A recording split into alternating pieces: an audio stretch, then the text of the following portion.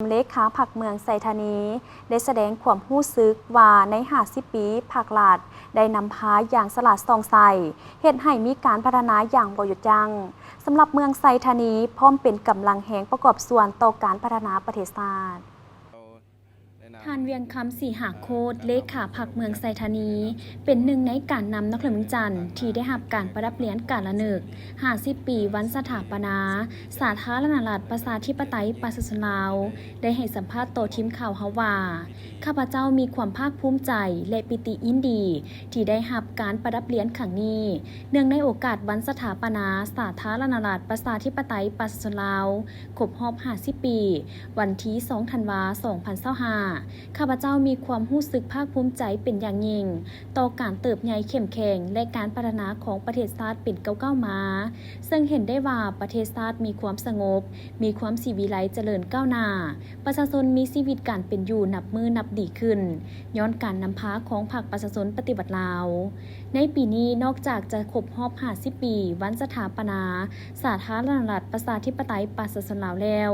ยังเป็นปีที่ครบรอบ105 ปีวันเกิดของประธานไก่สอนพรหมวิหารซึ่งเป็นผู้นำที่แสนเคารพรักของปวงชนลาวทั้งชาติเป็นผู้นำพาปวงชนลาวต่อสู่ปลดปล่อยชาติซึ่งเพิ่นได้ปะไว้คุณงามความดีมูลเสื้อปฏิบัติอันแท้จริงไว้ให้ประเทศชาติข้าพเจ้าในน้ำส่วนตัวก็คือต่างหน้าให้องค์คณะพรรคเมืองไซธานีจะนำเอาคุณงามความดีคุณสมบัติศีลธรรมปฏิบัติและมูลเสื้อการต่อสู้การเสียสละเพื่อประเทศชาติของทานเสริมขยายเข้าในการดำรงชีวิตก็คือเสริมขยายเข้าในการจัดตั้งปฏิบัติหน้าที่เวียกงานให้มีความเข้มแข็งขึ้นไปเรื่อยๆเพื่อประกอบส่วนนำพาประเทศชาติให้พัฒนาก้าวขึ้นอย่างบ่หยุดยั้งเนื่องในโอกาสวันสถาปนาสาธารณรัฐประชาธิปไตยประชาชนลาวครบรอบ50 ปีและวันเกิดประธานไก่สอนพรหมวิหารครบรอบ105 ปีขอแสดงความรู้บุญคุณอย่างสูงต่อพรรครัฐและอวยไซให้พรการนำพรรครัฐทุกขั้นจงมีพลานามัยสมบูรณ์สืบต่อนำพาประเทศชาติให้พัฒนาอย่างต่อเนื่อง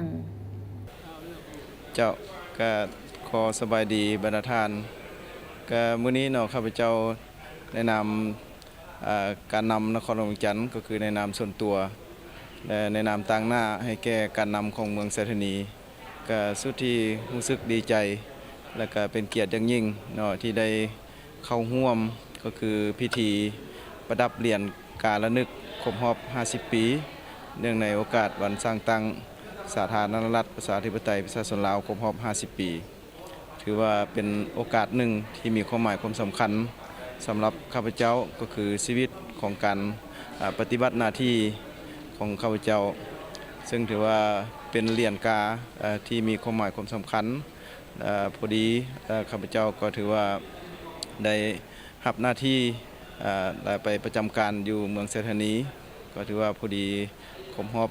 ปีกว่าๆเนาะแล้วถือว่าผ่านมานั้นก็ได้ประกอบส่วนอย่างตั้งหน้าแล้วก็เข้าในกระบวนการในการพัฒนาเศรษฐกิจสังคมก็คือตลอดในระยะผ่านมาในการปฏิบัติหน้าที่ของข้าพเจ้าก็ถือว่าเป็นโอกาสและก็เป็นเหรียญกาหนึ่งจุดที่มีความหมายความสำคัญสำหรับข้าพเจ้าเนาะในโอกาสดังกล่าวนี้ก็ขอแสดงความขอบใจอย่างสูงและก็ฮู้บุญคุณมายังการนำภาครัฐทุกขั้นที่ได้ให้ความไว้เนื้อเชื่อใจและก็สนับสนุนข้าพเจ้าเนาะได้มีมื้อนี้เนาะขอขอบใจ